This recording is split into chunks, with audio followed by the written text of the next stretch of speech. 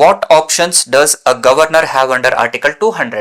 200ನೇ ವಿಧಿಗೆ ಅನುಸಾರವಾಗಿ ಯಾವ ರೀತಿಯಾದ ಏನೋ ಆಪ್ಷನ್ಸ್ ಇದಾವೆ ರಾಜ್ಯಪಾಲರಿಗೆ ಇರುವಂತ ಅವಕಾಶಗಳು ಏನು ಅನ್ನುವಂಥದ್ದನ್ನು ಕೇಳ್ತಾ ಇದ್ದಾರೆ. ಸೊ ಅದಕ್ಕೆ the supreme court has clearly stated that the governor can have the authorities under the article number 200. 200ನೇ ವಿಧಿಗೆ ಅನುಸಾರವಾಗಿ ರಾಜ್ಯಪಾಲರಿಗೆ ಏನು ಅಧಿಕಾರಗಳನ್ನ ಕೊಟ್ಟಿರುವಂತದನ್ನ ಕಾಣ್ತೇವೆ.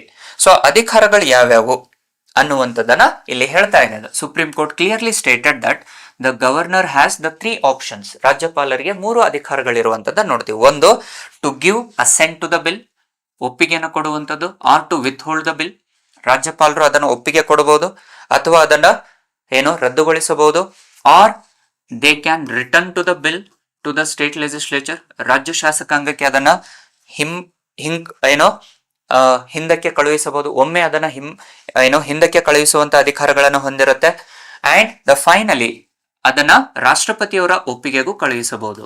ಒಟ್ಟಾರೆಯಾಗಿ ರಾಜ್ಯಪಾಲರಿಗೆ 200ನೇ ವಿಧಿಯಲ್ಲಿ ರಾಷ್ಟ್ರಪತಿಯವರ ಮೊದಲ ಪ್ರಶ್ನೆಗೆ ಈ ಉತ್ತರವನ್ನು ಕೊಡುತ್ತೆ supreme court. The governor can give assent to the bill or the governor can assent the bill or withhold the bill or return the bill to the state legislation, or they may proceed to the president. They may reserve it for the president. ಈ 4 ಅಂಶಗಳನ್ನು ಕೊಟ್ಟಿರುವಂತದ್ದನ್ನು ನೋಡ್ತೀವಿ. So the first question was clear.